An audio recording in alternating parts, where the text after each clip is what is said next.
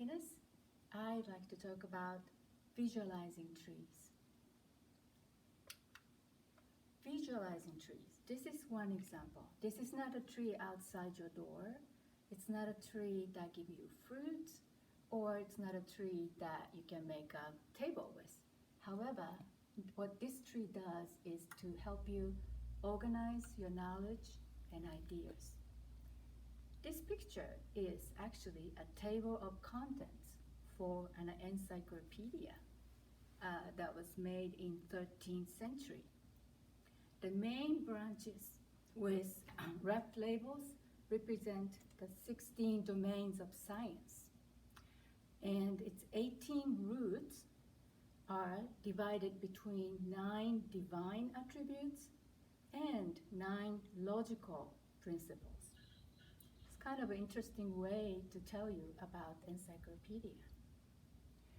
There's other ways that you can use trees to organize information, which is, this is a family tree. Say, if you were the little girl here, you have a brother and sister, and your parents are here, and your mother's parents, so your grandpa, grandma over here. So this is your aunt, and they're your cousins. So this is the example of family tree. Another family tree is the Simpsons. Well, I know Bart, Lisa, and Maggie, and Homer, Margie. I didn't know she had sisters. I didn't know he had a brother. And of course, they have grandparents there.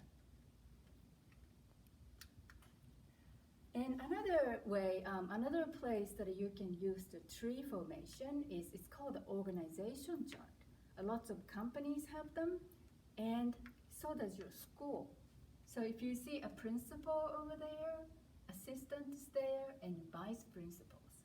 And under vice principals, there are department chairs.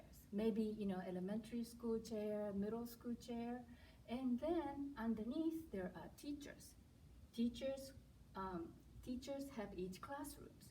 So probably this is where you belong. You study math with this teacher, you study art with this teacher.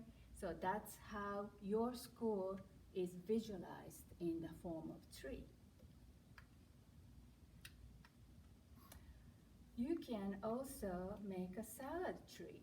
So, salad, the main ingredient is green. So if you like spinach, what else go well with it? That's the result of the research. What goes into your salad? So there are so many ways to use the tree form to express many different ideas. I like to spend a little time on this tree. It's my tree. So this is the book I read, and I quite liked it.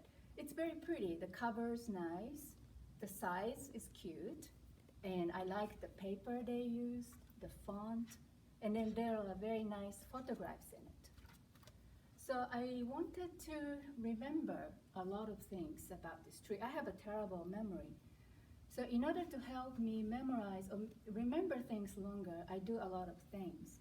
I sometimes write an essay or write a poem based on the book, or I do keep a book journal.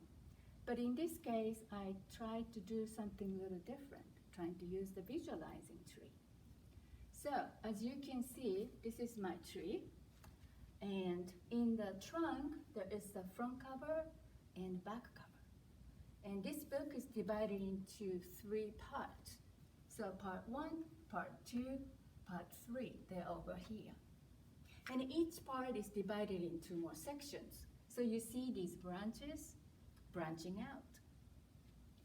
What I really liked about this book is the information this author gathered.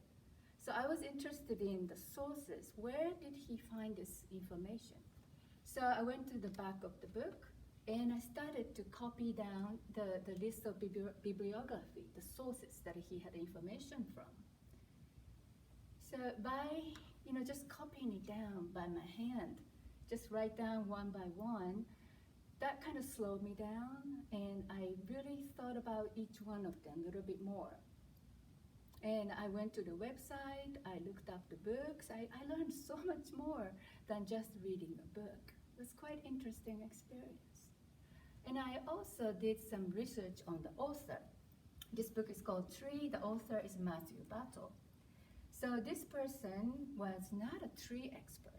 He was actually, his area of expertise is more books and the libraries. He wrote 5 books before this book, and those are about libraries and books and the language.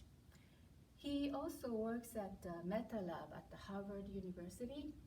That seems to be an institution where artists and scientists come together and have a very interesting project.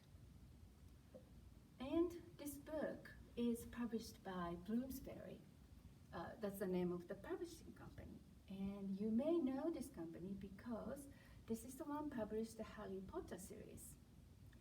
If you know anything about J.K. Rowling being rejected by so many publishers before Bloomsbury, you might look at this name a little differently. This is the company who discovered J.K. Rowling. Interesting. So the author and the publishing company they support this tree. So their information is in the root section. I have more information over here. These are, because this book comes in a series called Object Lessons. They pick something like tree or train or potato, an egg, and then somebody, the writer, writes an essay about it. So they have so many of these little books as a series. So I copied down the titles: golf ball, email, driver's license. There are so many interesting books to read. So they're like, another tree. So this is the forest of this object lesson series. So this is how I visualized my favorite book. And I want you to try to visualize your favorite book. You don't have to do it just the way I did it, but you can do it just the way I did it too. So give it a try. And if you have any questions, please do email me. Thank you.